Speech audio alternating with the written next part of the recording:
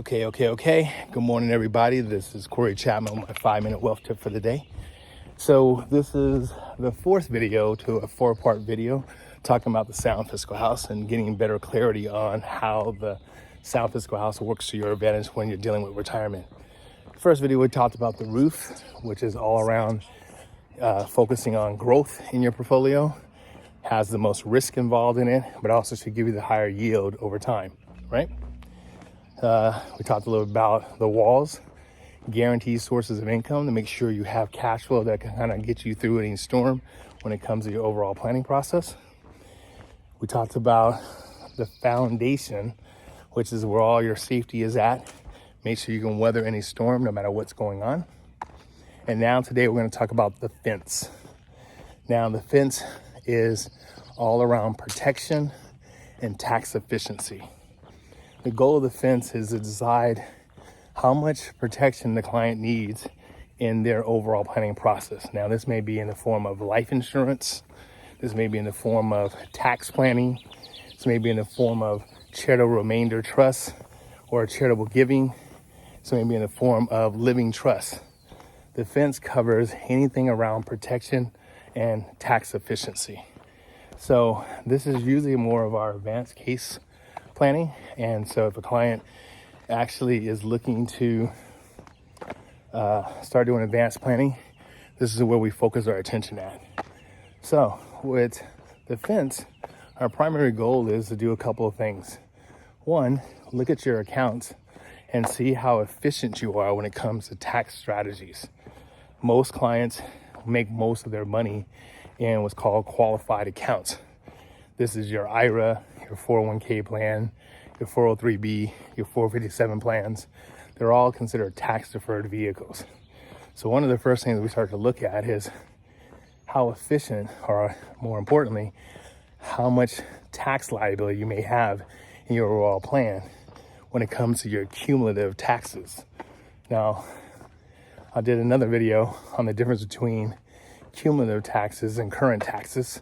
So look that up and we can go into more detail. But the cumulative tax liability is what concerns us, because as you start to take money out of your plan, you're going to be forced to pay taxes on it if it's qualified money.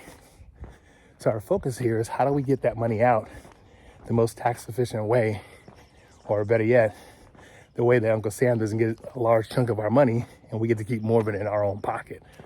So inside the fence, our focus is centered around tax efficiency and how do we make sure our clients hold on to as much of their money as possible. Second thing we talk about is legacy planning and protection of family. We may look at ability to use a 𝗫𝗏 concept. And again, go back to one of my other videos and talk about 𝗫𝗏s and see how they work. But ultimately, it's wrapped into a life insurance product that's there to either protect you and your family against you passing away and passing tax-free income to your children or your beneficiaries. Or it can be designed where you use a life insurance policy to grow tax-free income like you would in a Roth account, or a lot of other cool features. So again, we go back to my video on 𝗫𝗏s to give you more insight into how those take advantage and help you in the long run. The third thing, which is I think one of the cornerstones of any cool and good retirement plan, is a living trust, estate planning. So the last stage that we do for most of our clients is help them put together their living trust.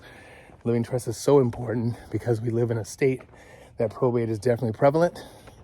And by not having your property in a trust, you could be subject to probate issues, which ultimately could deplete anywhere between 10 to 15% of your overall assets.